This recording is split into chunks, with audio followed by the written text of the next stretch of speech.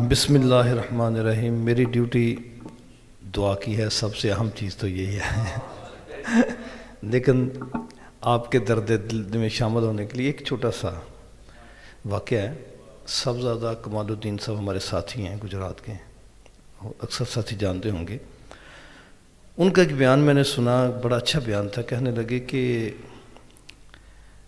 گجرات کے علاقے میں میٹنگ ہوئی دیوبندی علماء کی۔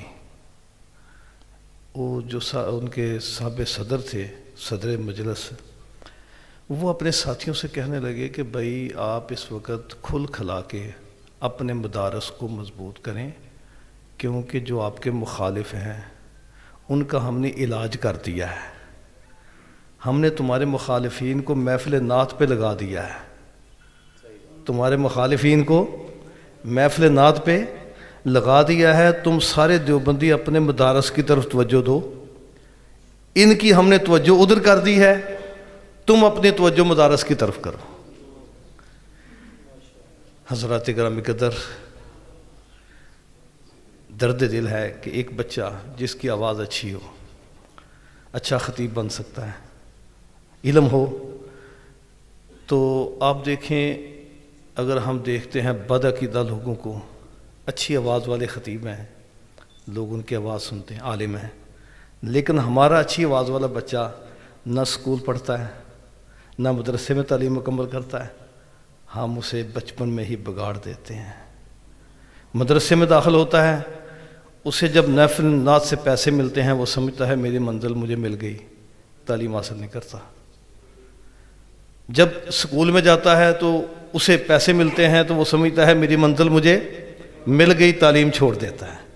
حالانکہ یہ وہ لوگ ہیں، اگر یہ خطیب بنے تو لوگ ان کی آواز کو سنیں گے، لوگ ان کی بات سنیں گے، لیکن جو ہمارے آواز والے بچے ہوتے ہیں وہ ہمارے عقیدے کے پاسبان ہی بنتے۔ یہ ہمارا لمحہ فکریہ ہے۔ باقی باتیں بہت ساری تھیں، کیونکہ اب دعا کا ٹائم۔ اللہم صلی علی سیدنا و مولانا محمد و علی آل سیدنا و مولانا محمد و بارک وسلم وصلی علیہ۔ ربنا ظلمنا انفسنا وان لم تغفر لنا وترحمنا لنکونن من الخاسرین واعف عنا واغفر لنا وارحمنا انت مولانا فانصرنا علی القوم الکافرین۔ یا الہ العالمین، اس بابرکت محفل پاک میں جو تجاویز علماء نے پیش کی، جو درد دل کا اظہار کیا، جو عقیدہ اہل سنت کے تحفظ کے لیے باتیں کی گئیں، یا الہی ان پہ ہمیں عمل کرنے کی توفیق عطا فرمانا۔ یا الہ العالمین، فکر رضا جو حقیقت میں دین مصطفیٰ صلی اللہ علیہ وسلم کی ایک کسوٹی ہے، جو پرکھنے کی، علماء کو عقیدے کو پرکھنے کا ایک پیمانہ ہے، یا الہی ہمیں اس فکر رضا پہ ہمیشہ قائم رکھنا۔ یا الہ العالمین، حضور نبی کریم صلی اللہ علیہ وسلم کے ساری امت کے حال پہ رحم فرما۔ یا مولا، ہمارے ان علماء کو صحت و تندرستی بھی عطا فرما، ان کے علم و عمل میں بھی اضافہ فرما، اور خصوصی طور پہ دعا کریں جو ہمارے بزرگ، شہر کی عظیم ہستیاں، جو ہمارے عقیدے کے محافظ تھے، اس وقت ہم میں موجود نہیں، ان کے لیے خصوصی طور پہ دعا کریں۔ شیخ الحدیث قبلہ حافظ محمد عالم صاحب رحمۃ اللہ علیہ، مناظر اسلام جناب علامہ ضیاء اللہ قادری صاحب، پیر سید نذیر حسین شاہ صاحب، اسی طرح جتنے بھی ہمارے بزرگ اس دنیا سے جا چکے ہیں، دعا کریں کہ اللہ تعالیٰ ان کی بخشش فرمائے۔